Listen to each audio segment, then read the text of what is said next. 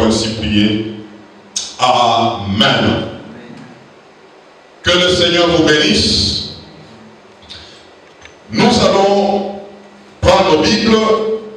Nous sommes dans la deuxième semaine de notre marathon de prière. Avec comme thème Jean chapitre 8, verset 36. Si le Fils vous affranchit, vous serez réellement libre. Et dimanche passé, nous avions donné Ésaïe 50, verset 2, où Dieu était en train de s'étonner en disant: pourquoi vous ne voulez pas faire recours à moi? Pourquoi je vous appelle et vous ne répondez pas? Est-ce que je suis incapable de délivrer ou de vous libérer? Dieu était en train de s'étonner. Et nous avions dit que beaucoup de gens souffrent à l'intérieur de leur vie, mais à l'extérieur, ils veulent sauver des apparences. Et l'ennemi travaille dans beaucoup de vies de l'intérieur, et à l'extérieur, les gens veulent présenter une autre image, mais en réalité, ce n'est pas ce qu'ils sont en train de vivre dans leur homme intérieur. Et c'est comme ça que plusieurs sont captifs, parce qu'ils ne se libèrent pas de tout ce qui se passe au-dedans d'eux. Et nous avions vu autant de choses sur le péché de l'impudicité, et nous avions prié par rapport à ça toute cette semaine qui vient de s'écouler. Aujourd'hui, nous voulons voir une autre dimension, toujours dans ce même ordre d'idées, comment se libérer. Et ici, nous voulons dire le sous-thème: comment vaincre des batailles spirituelles. Comment vaincre les batailles spirituelles. Et j'aimerais que tu me suives avec beaucoup d'attention. Le Saint-Esprit va t'aider.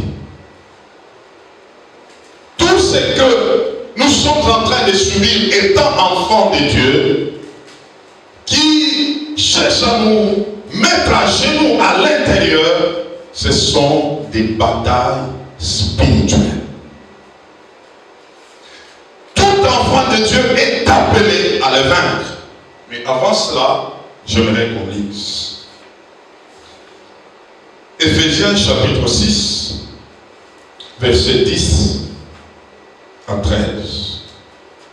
Éphésiens chapitre 6, verset 10 à 13. Nous lisons.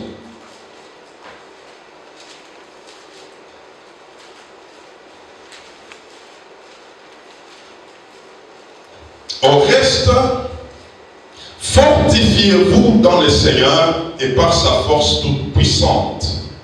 Revêtez-vous de toutes les armes de Dieu, afin de pouvoir tenir ferme contre les ruses du diable. Car nous n'avons pas à lutter contre la chair et le sang, mais contre les dominations, contre les autorités, contre les princes de ce monde des ténèbres, contre les esprits méchants dans les lieux célestes. C'est pourquoi prenez toutes les armes de Dieu, afin de pouvoir résister dans le mauvais jour et tenir ferme après avoir tout surmonté. Amen.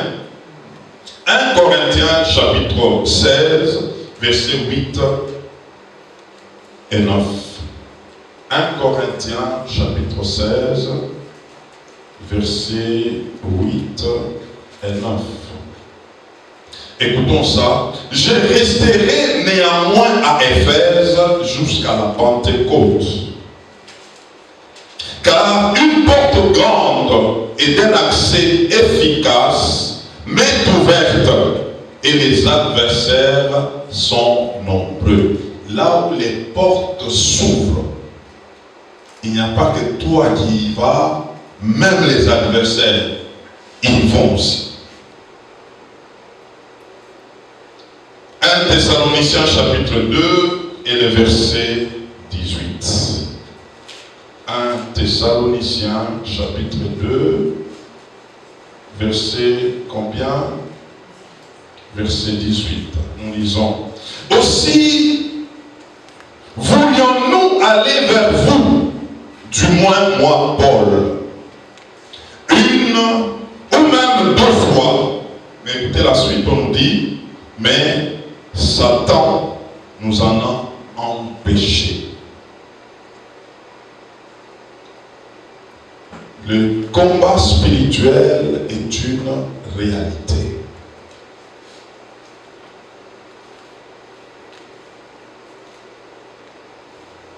Je vais dire ce matin que le monde spirituel est réel et il y a des combats qu'il faut absolument gagner pour vivre dans la paix avec Dieu et dans ce monde.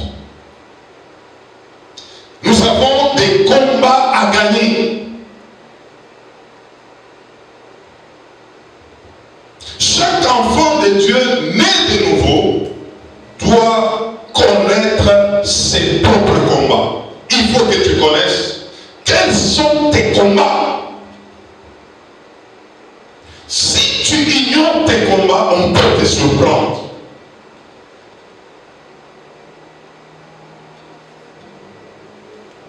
Celui qui ne connaît pas ses combats,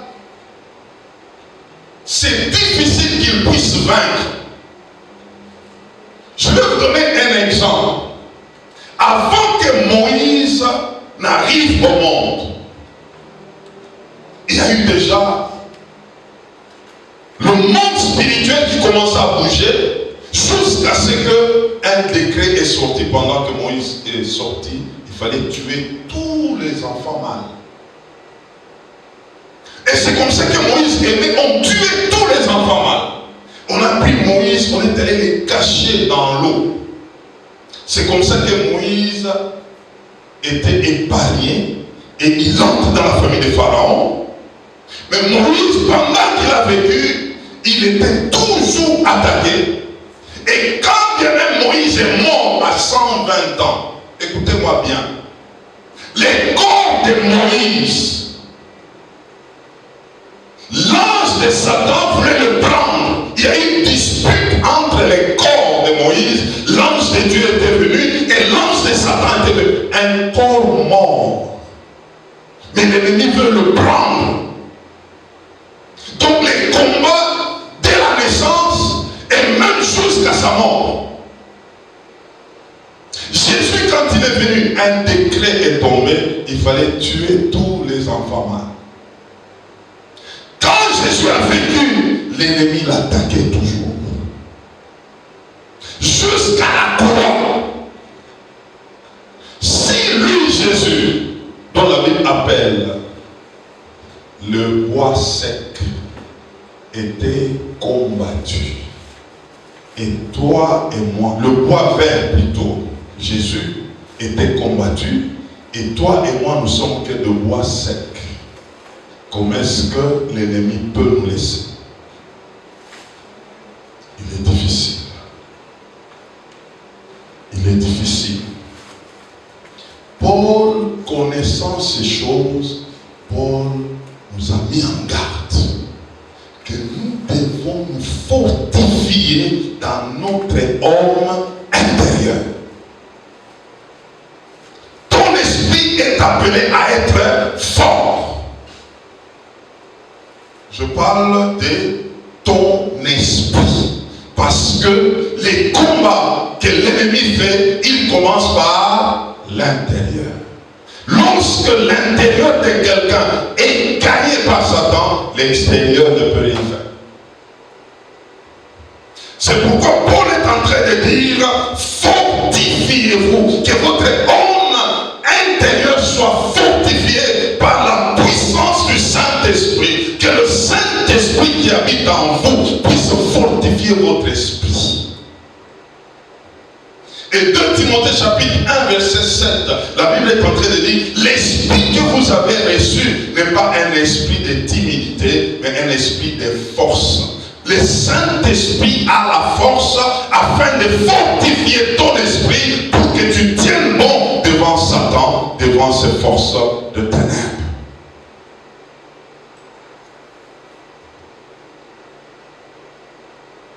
Et dans 1 Corinthiens 16 que nous venons de lire de 8 à 9, Paul dit, il voulait aller voir ses frères qui étaient à Corinthe. Mais il dit, il voulait le faire 1 ou 2 fois. Mais ici, il dit, avant d'y aller, il s'est dit qu'il reste d'abord à Éphèse jusqu'à la Pentecôte. Parce que la porte qui était ouverte était grande, mais les adversaires étaient nombreux. Ce que Paul voulait rester d'abord pour se fortifier. Ici, jusqu'à la Pentecôte, c'est comme pour dire, il attendait qu'il soit rempli du Saint-Esprit avant d'y aller. Que son homme intérieur se fortifie avant d'y aller. Avant d'affronter des choses de ce monde, il faut être sûr que ton homme intérieur est suffisamment rempli. Il y a de ces gens, ils se retrouvent avec une vie chrétienne de l'extérieur, l'intérieur est déjà bousillé. Parce que l'homme intérieur n'est pas suffisamment fort.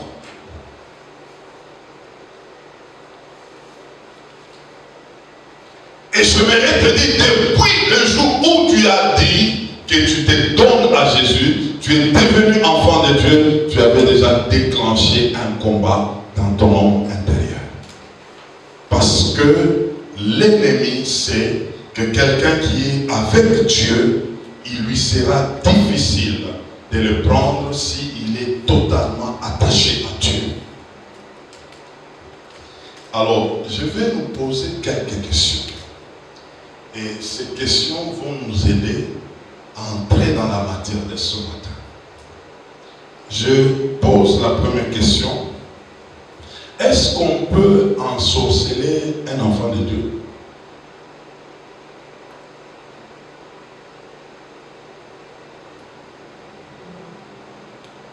Hein? Aujourd'hui, nous allons comprendre la matière.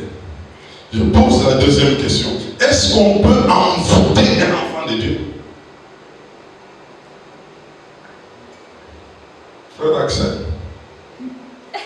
La troisième question. Est-ce qu'on peut initier un enfant de Dieu à l'occultisme, à la magie, à la science occulte? Un enfant de Dieu.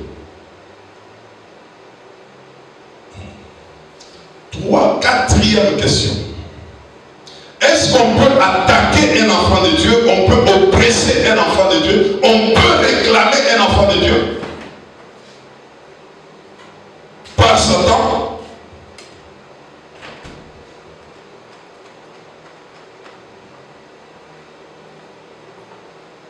Toutes ces questions ici, on ne doit pas être pressé à dire oui ou à dire non. Il faut comprendre. Et c'est comme ça que l'Esprit m'a amené à décortiquer ces choses et nous allons les comprendre ensemble avec vous.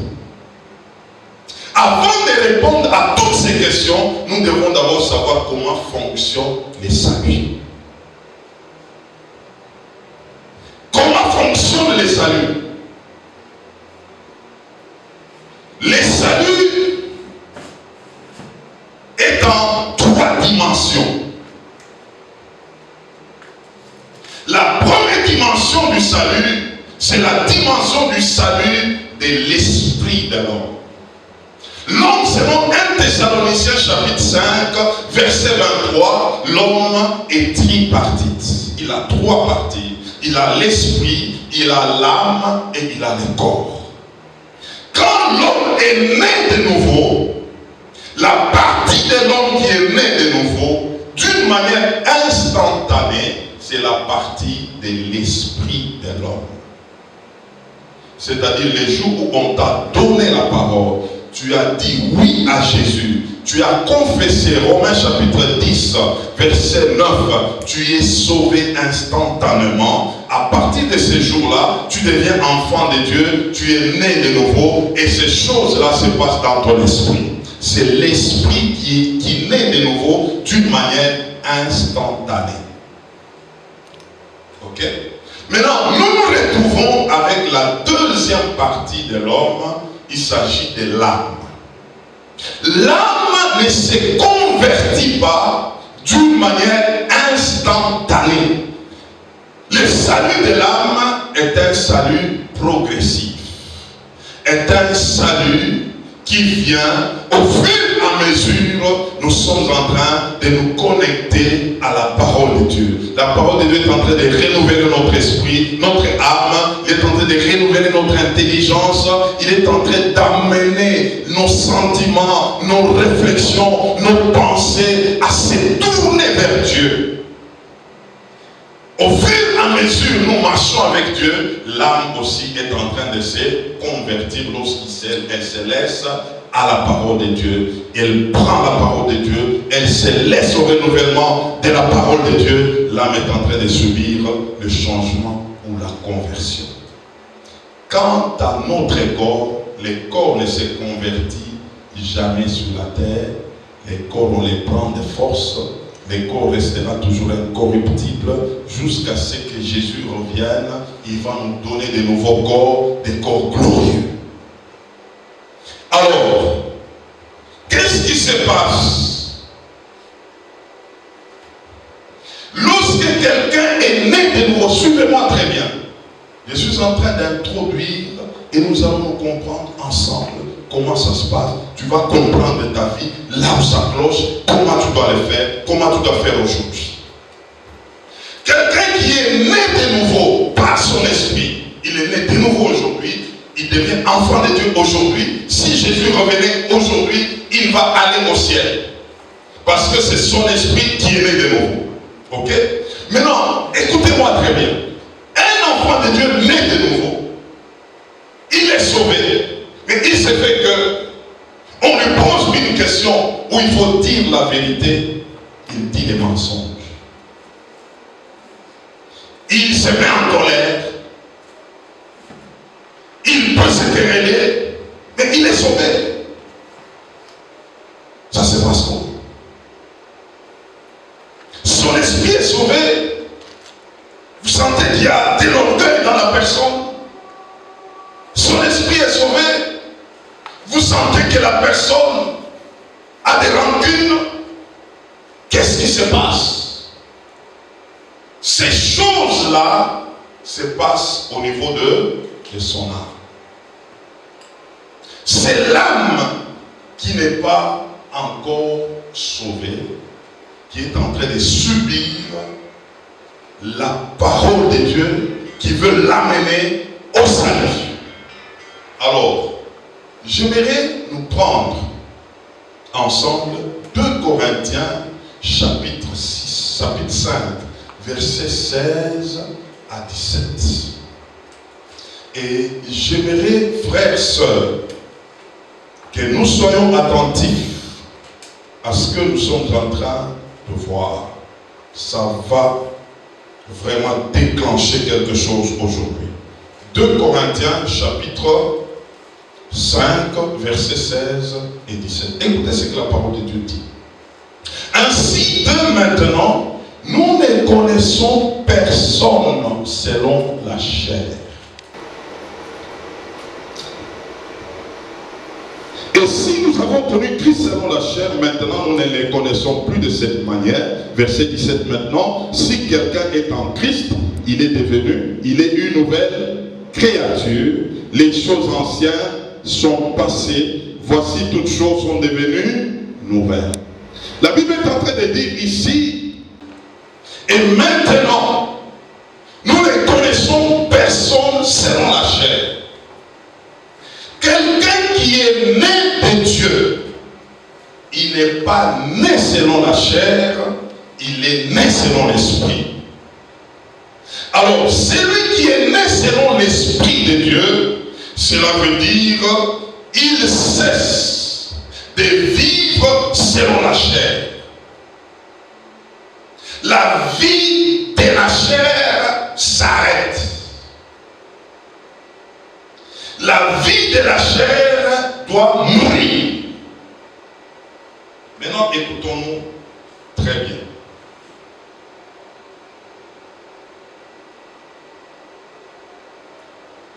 Quand tu es né de nouveau, ton esprit commence la vie, mais ton âme avait déjà la vie.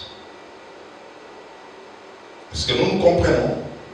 Parce que tu vivais avec ton âme et ton corps, mais l'esprit était mort. Maintenant, quand tu es né de nouveau, l'esprit vient à la vie. Mais l'âme est toujours en vie. L'âme, c'est l'homme ancien. L'esprit qui vient, c'est l'homme nouveau. Mais il trouve un autre qui vivait déjà. Mais maintenant, 2 Corinthiens 5, 16 à 17 nous dit, lorsque tu es né de nouveau, l'ancien homme selon la chair, nous ne devons plus faire mention de lui. Maintenant, écoutez-moi très bien. Quand l'ennemi regarde quelqu'un, s'il est en Christ et son esprit est fortifié en Christ, il va voir cet homme sous la dimension spirituelle. Mais lorsque quelqu'un, quand bien même étant en Christ, mais c'est son âme qui domine, l'ennemi va le regarder à partir de son âme. L'âme de l'homme, où se trouvent les pensées, les sentiments, les réflexions, peut être à la portée du diable pendant que cet homme est avec Dieu. Et c'est comme ça que plusieurs, étant en Christ, mais Satan sait par où entrer. Est-ce que nous nous comprenons? Je vais vous donner 2 images qui vont nous aider ce matin. Prenez Matthieu chapitre 16, versets 15 à 18, et puis versets 21 à 24, et prenez Luc 22, 31 à 34, c'est l'histoire de Simon et de Pierre. Simon, fils de Jonas, c'est celui-là que Jésus a changé de nom pour l'appeler qui? Pierre. Mais avant qu'il ne soit Pierre, il était Simon, fils de Jonas, son père. Maintenant, cet homme, quand Jésus l'a appelé, il a commencé à marcher avec Jésus. Jésus l'a amené au changement de nom, selon que quand Jésus avait posé la question, qui dites-vous que je suis? Tout le monde était calme, mais Simon a répondu que tu étais le Christ, le Fils du Dieu vivant. Jésus regarde et dit non, mais ça là, ce n'est pas Simon qui a répondu. Ça, c'est Pierre. Ça, c'est une révélation que tu as reçue de la part de Dieu. C'est pourquoi, moi je te dis, tu es Pierre. Parce que Pierre a reçu la révélation. Ce Pierre-là est enfant de Dieu, mais pas Simon. Simon est enfant de Jonas, son père biologique. Mais Pierre est l'enfant de Jésus, son père spirituel. Mais maintenant, regardez, dans la suite de ce passage de Matthieu 16, Pierre se retrouve encore. Jésus dit, je vais aller à Jérusalem, je vais mourir. Mais Pierre regarde à Jésus et dit, non, non, que cela ne t'arrive pas. Mais Jésus qui le regarde, il dit, arrière de moi, Satan. Parce que tes pensées ne sont pas les pensées des hommes, de Dieu, mais les pensées des hommes. C'est que là, Pierre a parlé selon l'âme. Il a parlé selon Simon. Alors nous nous retrouvons ainsi. Il y a dans beaucoup de gens l'ancien homme et les nouveaux hommes. Ici, je m'aimerais dire, ce n'est pas d'abord un problème de nom. Parce qu'il y a eu beaucoup de gens, ils se sont dit, bon, je change de nom, on me donne un nouveau nom, un nom chrétien, comme pour dire, ayant ce nom chrétien, les choses là anciennes sont passées. Non, non, c'est un problème d'identité. Nous allons le comprendre ce matin. Et ça fait souffrir, et ça continue à faire souffrir beaucoup de gens aujourd'hui. C'est pourquoi je vous ai posé la question. Un chrétien, on peut l'ensorceler. J'ai dit, on peut ensorceler Simon, mais on ne peut pas ensorceler Pierre. Parce que nous comprenons, on peut envoûter Simon, mais on ne peut pas envoûter Pierre. On peut initier Simon à l'occultisme, mais on ne peut pas initier Pierre à l'occultisme. Tout se joue à ce niveau-là. Vous savez, mes frères, Pierre est spirituel, mais Simon est charnel. Pierre est attaché aux choses de Dieu, mais Simon est attaché aux choses du monde. Mais la vie de chacun de nous avait commencé par qui? Par Simon. Et non pas par Pierre. Simon, c'est celui-là qui était dans le monde. Simon, c'est celui-là qui était dans l'impudicité. Simon, c'est celui-là qui était dans la fraude. Simon, c'est celui-là qui était dans la haine, dans la jalousie, dans toutes ces choses. C'est Simon. Maintenant, quand Dieu vient pour t'amener à lui, il faut amener Pierre à la vie.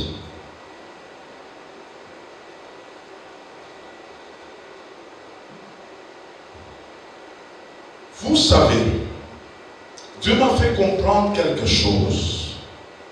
Vous savez, Anne avait demandé à Dieu de lui donner des enfants parce qu'Anne était stérile, n'est-ce pas? Anne a demandé, elle n'avait pas toujours d'enfant, jusqu'à ce qu'elle a compris que non, il faut que je dise à Dieu, le premier fils que tu vas me donner, je veux te le donner. Il va t'appartenir. Il sera à toi et le reste, je peux avoir aussi pour moi. Anne voulait dire, lorsque je vais donner le premier à Dieu, le premier là fera que pour moi, je puisse me retrouver aussi correctement. Parce que j'ai commencé par donner à qui? À Dieu. Maintenant, les contraires de ces choses se passent. Il y a des gens qui avaient demandé comment avoir des choses, même des enfants, mais ils se sont adressés à Satan. Ils se sont adressés aux forces occultes. Ils ont eu des enfants. Ils ont eu ce qu'ils voulaient. Et quand ils ont ces enfants ou ces biens qu'ils pouvaient demander, ils les ont eu par quelle voie? Par la voie du diable. Alors, toutes ces choses ont la connotation de Satan. Alors c'est comme ça que quand nous les avons, qu'est-ce qui se passe? Satan sait par où entrer, par où atteindre quelqu'un. Parce qu'il y a quelque chose qui lui appartient. Et c'est comme ça qu'aujourd'hui, il y a des ceux croyant en Dieu, mais Simon est toujours en vie. Et Simon devient la porte par laquelle Satan peut entrer. Je vais vous expliquer encore avec l'affaire d'Abraham jusqu'à Jacob. Nous allons le comprendre très bien. Abraham est venu d'une famille qui étaient polythéistes, plusieurs dieux, des idolâtres, et Dieu a sorti Abraham de là. Il sort de la famille de son père, Abraham commence à marcher avec Dieu. Mais Abraham se retrouve quelque part où il fallait qu'il séjourne en Égypte. Il arrive là, il parle avec sa femme. Regarde, tu es belle, on va monter un deal, qu'on dise que tu es ma soeur, pour qu'on ne puisse pas nous faire du mal. Qu'on ne dise pas que tu es ma femme.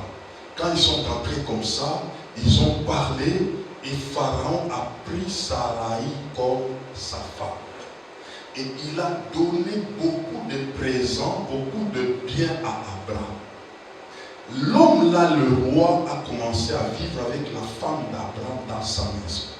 Mais Abraham a reçu des présents par faveur de sa femme. Donc c'est comme quelqu'un qui donne sa femme à quelqu'un d'autre, la personne lui donne des biens. Maintenant c'est Dieu qui a intervenu. Il parle au Pharaon, il dit, mais toi tu vis avec une femme d'autrui, c'est la femme d'Abraham. Les messieurs sursautent, il parle à Abraham, pourquoi tu m'as menti? Je te remets ta femme.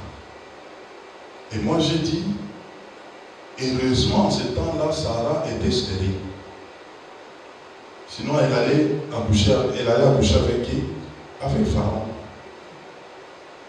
Est-ce que, je me pose encore une autre question, est-ce qu'Abraham lui avait remis tous les brebis, les bœufs qu'il avait reçus de Pharaon à cause de Sarah? Point d'interrogation. Il continue, il trouve Isaac. Isaac se marie avec Rebecca. Pendant qu'il vit, Isaac se retrouve chez les Philistins. Isaac, on lui pose la question, il parle avec sa femme Rebecca, comme son père. Nous avons dit que tu es ma soeur. Nous avons expliqué ça comme ça, que tu es ma soeur. Mensonge. Comme son père avait menti. On pose la question à Abraham, à Isaac, c'est qui? Il dit c'est ma soeur. Abimelech, il regarde et Dieu parle. Heureusement pour lui, ne prends pas cette femme. C'est la femme d'Isaac. Abimelech parle avec Isaac. Pourquoi tu m'as menti? Non, je croyais que tu allais me faire du mal. Abimelech dit non, en tout cas, je ne peux pas toucher à cette femme, c'est ta femme. Lui, au moins. Maintenant, Isaac et Sarah, avec Rebecca, ils ont eu les deux jumeaux, qui Ésaü et Jacob. Rebecca part à Jacob de monter un coup mensonge. Parle à ton père que toi tu es Ésaü et prends la bénédiction de ton frère. Mensonge. Regardez maintenant d'où est venu le mensonge. Depuis qui? Depuis Abraham. Isaac et Jacob. Maintenant, pour Jacob, c'était autant de mensonges jusqu'à voler les droits d'aînesse. Il fuit, il va chez Laban, il se retrouve là-bas, lui aussi on commence à les mentir. Jacob se retrouve chez Laban avec 4 femmes. Léa, Rachel, servante Bila, servante Zilpa. 4, et c'est de ces 4 femmes qu'est sorti les 12 tribus d'Israël. Dans ces 4 femmes, l'aîné de Jacob, c'était Ruben. Il avait couché avec la femme de son père. Vous voyez comment est-ce que Satan est à mesure d'ouvrir les portes. Dans des vies des gens, il ouvre des portes dans des vies des gens. Satan est capable de maintenir des gens dans un système où il ne sait pas où entrer. Comment régler le problème de Jacob? Pour régler le problème de Jacob, il fallait tuer Jacob.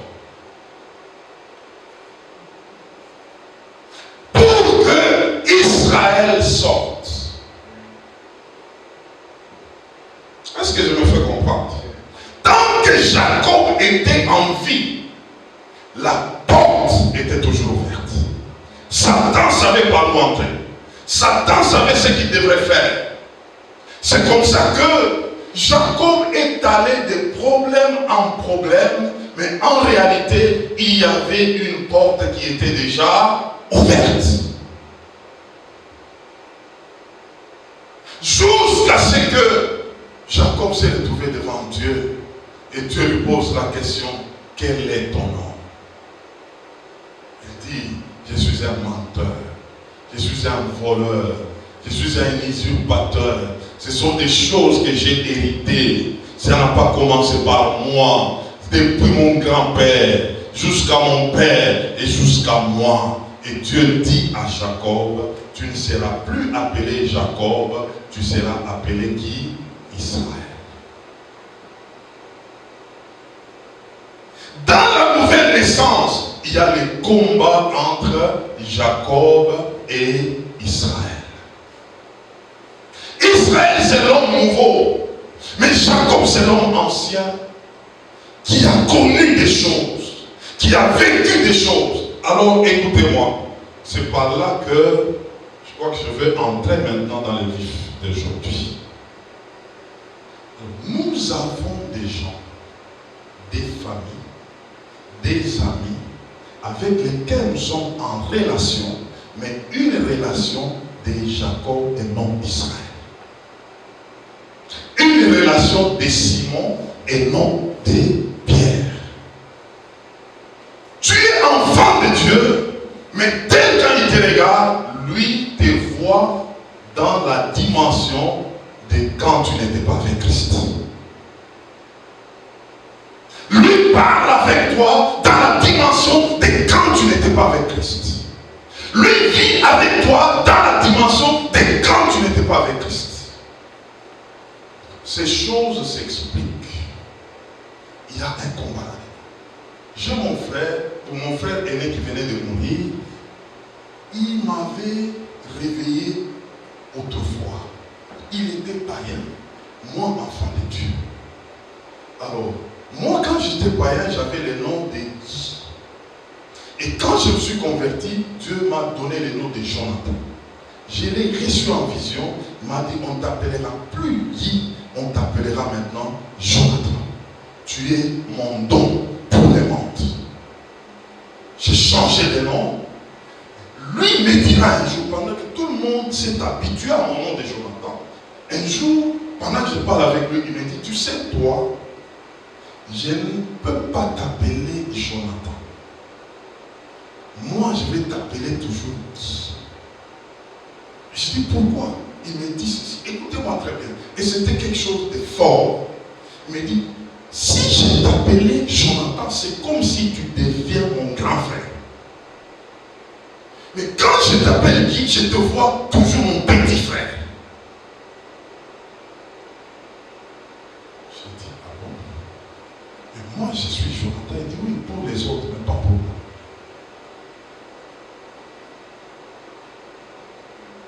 Il y a des gens qui te voient que par le passé. Il y a des familles qui t'approchent que par le passé. Pour eux, l'homme ancien n'est pas encore mort. Pour eux, l'homme ancien continue à vivre. Et c'est comme ça que maintenant l'ennemi organise les choses. Comment il peut entrer chez quelqu'un? Il va le pousser dans ce qui est ancien. Il veut régler avec lui les choses anciennes. Et là, quand tu te retrouves dans les choses anciennes, tu es en Simon, tu n'es pas en Pierre, on peut mettre la main sur toi.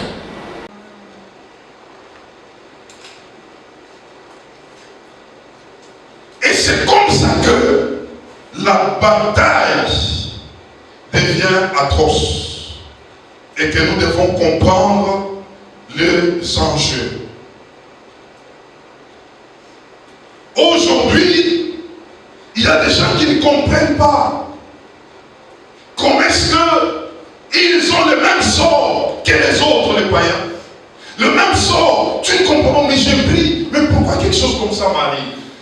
Est-ce que l'homme ancien est déjà mort? Est-ce que l'homme ancien a déjà arrêté d'exister?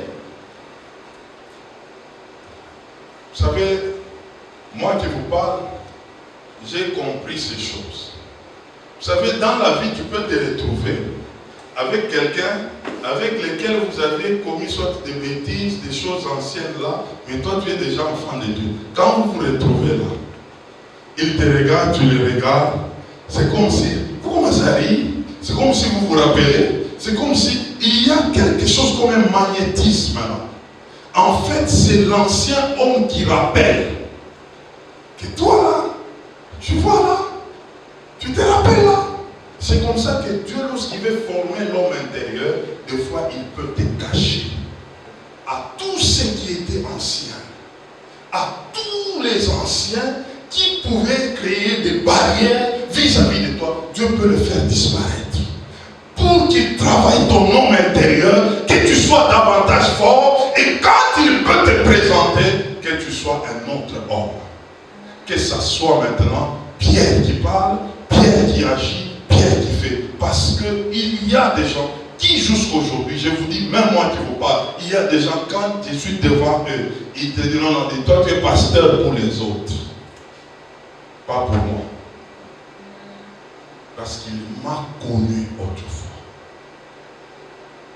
C'est un combat. Maintenant, entre dans ta famille. Dans ta famille, on t'a connu quand tu étais enfant. Tu as vécu avec eux. C'est comme ça qu'il y avait des ceux-là qu'on avait déjà livrés, quand ils étaient encore des enfants, à des choses. Mais quand ils grandissent, tu deviens en Christ, eux veulent te prendre toujours dans l'identité du passé. Parce que pour eux, l'homme ancien continue à exister. C'est par cet homme que l'ennemi peut faire des choses. C'est un combat. Et ce combat va nous accompagner toujours à nous de veiller tout le jour. Quand quelqu'un vient devant toi, il te prend selon Simon ou selon Pierre. Il faut toujours se poser cette question. Telle relation que tu as, c'est une relation selon Simon ou selon Pierre, selon l'homme nouveau ou selon l'homme ancien. Quand tu fais l'approche de l'homme ancien, sache que l'ennemi trouve la porte par laquelle il peut faire des choses. Il n'y a que l'homme nouveau qu'on ne peut pas ensorceler, qu'on ne peut pas envoûter, qu'on ne peut pas initier, mais l'homme ancien, on peut le faire. Et les deux, quand l'homme nouveau est né, il est né dans ton corps. Et l'homme ancien était dans ton corps. Tous les deux ont besoin du corps pour s'exprimer. Qui s'exprime plus que l'autre? Mais Dieu nous amène à comprendre que l'homme ancien doit mourir. Il doit mourir. Il doit mourir. Et veiller à cela. Veiller à sa mort. Parce qu'il y a d'autres qui ne meurent pas. Ils ne font que, ils sont en syncope seulement. Ils meurent pour un temps. Il fait semblant de mourir. Et puis après, il se réveille. Et c'est comme ça que quelqu'un peut se dire, et c'est comme ça que cette personne est. Mais nous, on croyait vraiment que... Non, ce n'était qu'une mort de 3 jours. Et ces choses ont fait des dégâts dans plusieurs personnes. L'homme ancien est têtu. L'homme ancien n'aime pas mourir. L'homme ancien veut continuer à vivre même quand tu dis tu es enfant de Dieu. Et c'est comme ça que Satan s'avance, même pour que d'autres personnes viennent les réveiller de l'extérieur. Ils viennent chez toi pour réveiller l'homme ancien. Et c'est comme ça que nous devons comprendre ces enjeux. Je vous dis, c'est un combat permanent. Même moi qui vous parle, j'ai fait face à ces combats. L'homme ancien est l'homme nouveau. Tu dis il est mort, mais quelqu'un de l'extérieur vient et te dit non, cet homme-là vit. Regarde, il y a eu des choses, il y a eu des choses, il y a eu des choses. Il parle à l'homme ancien. Tu te retrouves en train de régler les choses de l'homme ancien.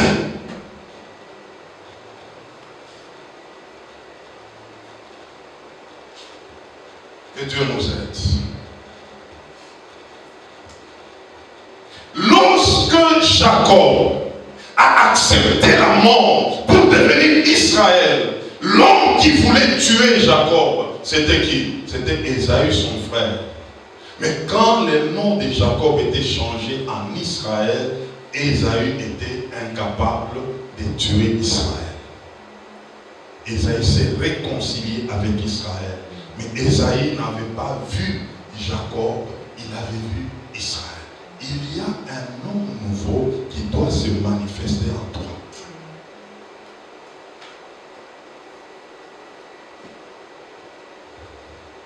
Et la volonté de Dieu, que tu commences à vivre par l'homme nouveau.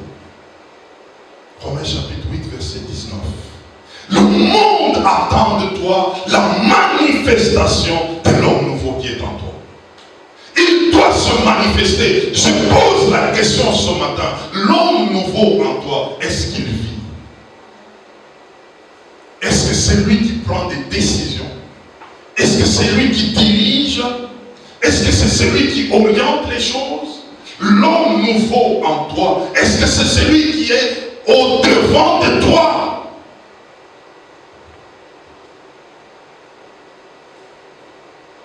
Un jour, à peine converti, j'ai continué à prier.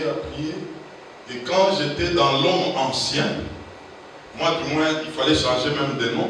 Quand j'étais dans le nom passé, j'aimais, quand tu portes une chemise, j'aimais mettre ma chemise jusqu'ici. Donc toute la poitrine ici dehors, parce que je devrais mettre une chaînette en or ici. Et j'étais comme ça. Donc je dois m'arranger pour acheter une chemise et je dois ouvrir les boutons jusqu'ici pour qu'on voie ma chaînette en or.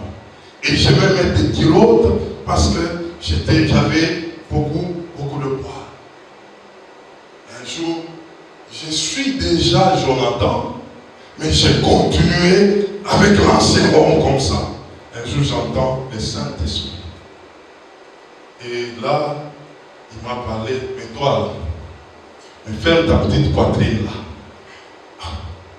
Je suis sûr, je dis, tu entends, on te dit, ferme ta petite poitrine là, il faut la fermer. Je regarde au fait, donc c'est à moi qu'on parle.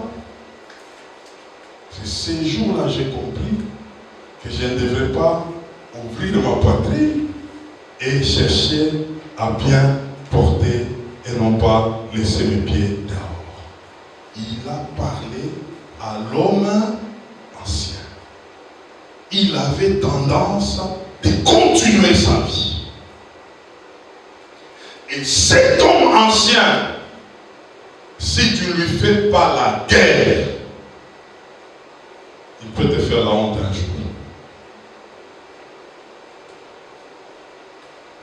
Je vous dis la vérité. Cet homme ancien, et c'est par là que j'ai compris la dimension du combat spirituel. Beaucoup ont enseigné les combats spirituels de dehors, mais moi Dieu m'a amené au combat spirituel de l'intérieur avant d'aller dehors. À l'intérieur, il y a l'homme ancien qui ne veut pas mourir. Et si je suis venu avec ce message ce matin, c'est pour qu'il soit dévoilé. C'est pour qu'il soit mis hors d'état de nuire. Il est là en train de faire des dégâts à l'intérieur. Il est là comme une porte pour que Satan vienne. Et les choses qui commencent à arriver aux hommes ordinaires commencent aussi à arriver aux enfants de Dieu. C'est comme ça qu'on se pose la question. Mais on est aussi un enfant de Dieu, mais il est tombé comment? Il est tombé comment? C'est parce que l'homme ancien était toujours là. Comment il a volé? Comment il a fait ceci? Comment il est tombé dans tel piège? confusion maintenant est là. On commence à dire non, un enfant de Dieu, on peut la sorceller. Non, on ne peut pas. On leur dit oui, oui. Moi je vous donne la position. Si c'est Simon, on peut la sorceller les frères. Mais si c'est Pierre, non. Cherche à accéder à la dimension de Pierre. L'ennemi ne mettra jamais la main sur toi. Jamais. Jamais. Parce que quand il va t'attaquer dans le passé, il va trouver que Simon est déjà mort. Simon n'est plus là. Comment tu vas me charger les choses que Simon avait faites? Toutes ces choses que Simon avait faites là, qui les a prises? C'est Jésus qui les a prises à la croix. Ce n'est plus mon affaire. Non, maintenant c'est une manifestation de Pierre, un nouveau homme qui n'a rien à voir avec les anciennes choses. C'est pourquoi mes frères, même quand le frère a parlé ici, même si quelqu'un va dire non, on a entendu un frère parler comme ça. Moi j'ai dit, il n'y a aucun problème. Là c'est Simon. C'est Simon qui a fait ces choses-là. Maintenant lui il est en qui? En Pierre. C'est ça. Pas que non, on m'a critiqué. On m'a critiqué, on m'a piétiné. C'est lui qui parle là, Simon. Pierre, il est né de Dieu, attaché à Dieu, il sait faire les choses selon Dieu. Il ne peut pas s'en inquiéter. Le vrai problème, nous devons trouver les Simon qui est caché en nous. Il se manifeste où? Et il y a des gens qui dehors qui réveillent les Simon. Vous n'avez pas encore rencontré des gens. Ils t'appellent par un petit nom. Moi j'avais beaucoup de petits noms. Le nom là de Guy là. Il y avait le Guy de Seta, Guy Joe. Il y avait d'autres qui m'appelaient. Je ne sais pas. Guicha. Tu vas croiser quelqu'un, toi tu es là. Tu vois, Guicha. Je dis, regarde, c'est comme ça. On veut réveiller celui qui était mort. Et l'ennemi fait autant de choses comme ça pour qu'il y ait toujours cette connexion par où il peut entrer. Et si tu commences à faire attention à toutes ces choses, l'ennemi viendra, il ne trouvera jamais quelque chose en toi qui lui appartient. Et c'est par là que tu seras fort. Et quand tu es fort spirituellement, c'est toi qui vas commencer à les mettre en agir. Je vais terminer en donnant 4 points qui vont nous aider comment se libérer de Simon, de l'ancien homme. Comment se libérer de cet homme qui a fait beaucoup de dégâts et qui continue à faire des dégâts. Premièrement, je l'ai dit et je le redis encore, il faut les tuer. Frère, il faut tuer Simon. Simon, on ne les laisse pas vivants. Simon, il faut les tuer et veiller à ceux qui ne ressuscitent pas. Il ne faut pas seulement les tuer, mais veiller qu'ils ne ressuscitent pas. Parce que Simon a beaucoup de feintes. Il peut te montrer qu'il est déjà mort. Mais il faut rester en train de veiller sur ça. À tout temps, lorsqu'il essaie de bouger, tu connais encore qu'il meurt. C'est pourquoi Jésus a parlé de renoncer à soi-même et se charger de sa croix.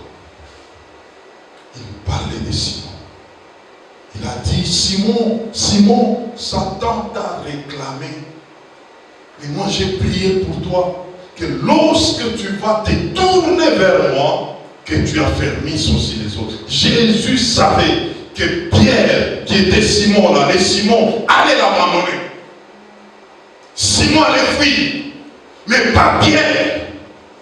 Simon était réclamé.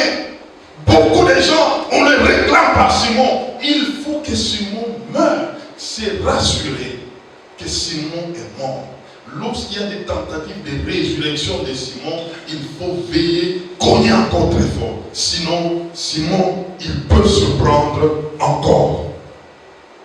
Deuxièmement,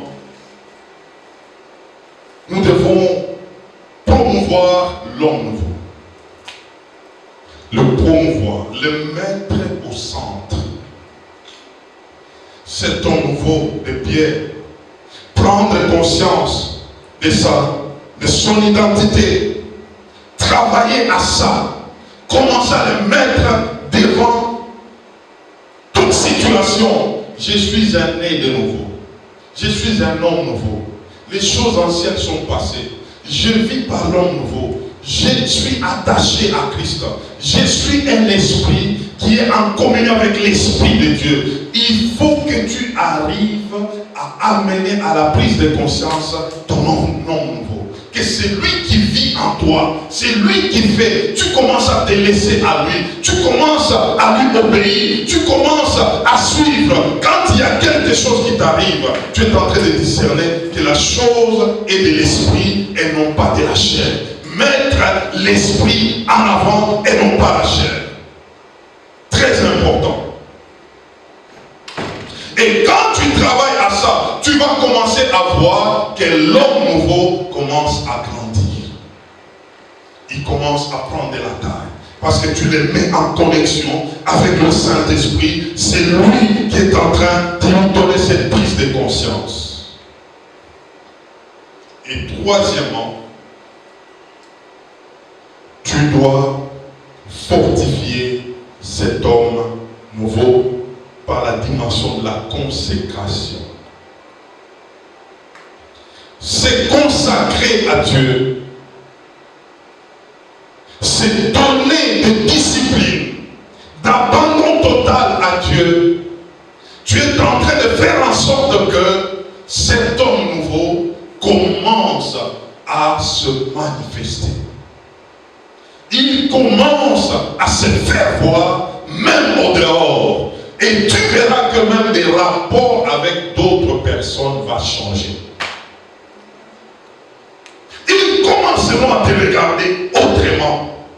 Ils commenceront à détecter des choses au-dedans de toi. Quand ils te regardent, ils verront qu'il y a quelque chose qui a changé.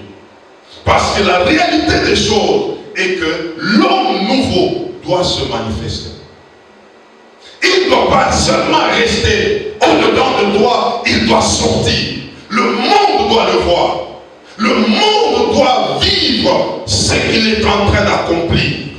Cet homme nouveau, il est appelé à se manifester. C'est pourquoi ici en Romains 8, 19, la Bible dit, le monde attend. Il y a des gens jusque-là, ils attendent de toi. Ils attendent que non, depuis qu'il dit qu'il prie là, depuis qu'on dit qu'il est, qu'est-ce qui se voit là?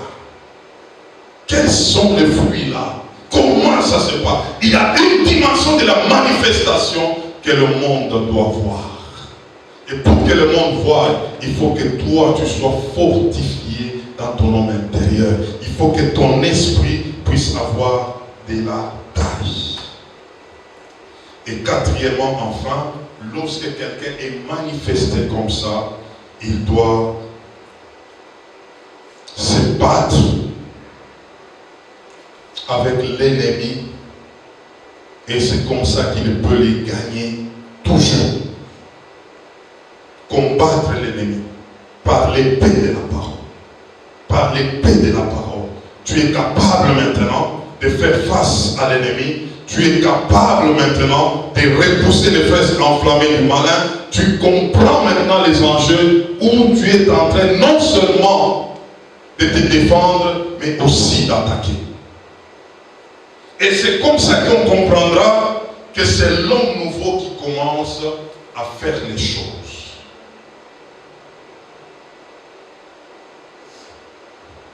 Mes frères, mes sœurs, toutes ces choses ne se font pas dans un seul jour. Il faut faire quoi? Il faut travailler. Nous sommes en train de donner le meilleur de nos mains jusqu'à ce que ces choses commencent à se manifester. Vous savez, je vais clôturer par là. Un jour, Paul arrive quelque part, pendant qu'il était en train de travailler, il chasse les démons, il délivre des gens. Et il y a eu 7 enfants d'un monsieur de Séba qui voulait faire aussi comme Paul. Ils voulaient aussi chasser les démons. Ils ont utilisé même au nom de Jésus. Mais pendant qu'ils commençaient à le faire, les démons leur ont posé la question de savoir, mais vous là, vous nous dites de quitter. Qui êtes-vous? connaissons Paul, comme pour dire l'identité de Paul est connue, il est dans les droits de nous chasser. Nous connaissons Jésus par lequel Paul nous chasse. Mais vous, la Bible dit, on les a ramassés et tous sept là, on les a frappés jusqu'à déchirer leurs habits. Il ne suffit pas d'appeler le nom de Jésus-Christ, mais encore, il faut que ton homme intérieur prenne de la taille. Il faut que Simon soit debout. Mais lorsque tu le fais par, il faut que Pierre soit debout. Lorsque tu le fais par Simon, ce sont les démons qui vont t'attaquer. Ce sont les démons qui vont te mettre par terre. C'est pourquoi nous parlons de ces choses. Nous devons comprendre que l'homme nouveau doit se manifester, mais avant qu'il se manifeste, il faut se rassurer que l'homme ancien est mort. Et veiller à ce que cet homme ancien ne puisse pas ressusciter. Je termine ce soir en te posant cette question. En toi, l'homme ancien est comment? L'homme nouveau est comment?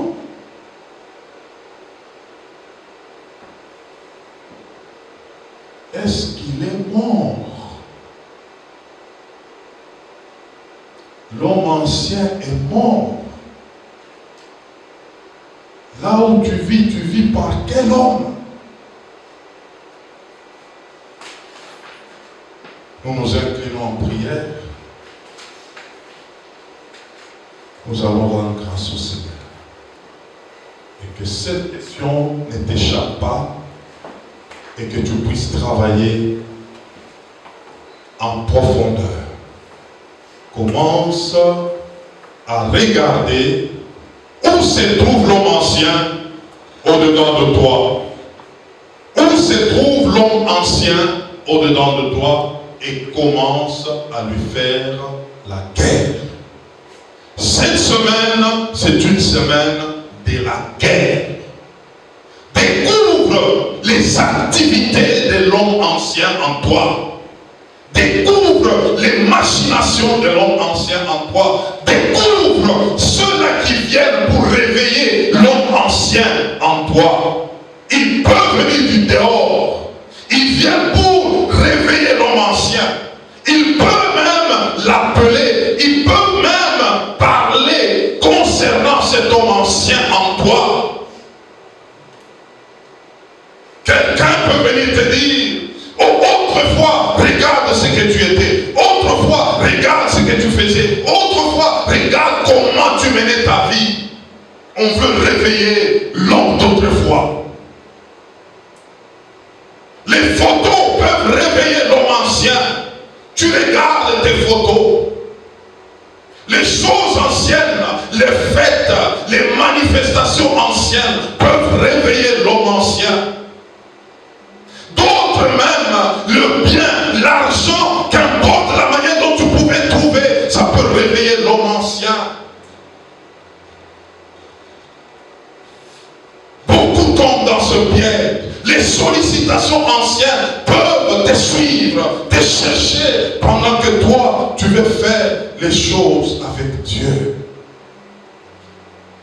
Où est le Simon? Comment il se manifeste en toi? Aujourd'hui, ses activités doivent s'arrêter.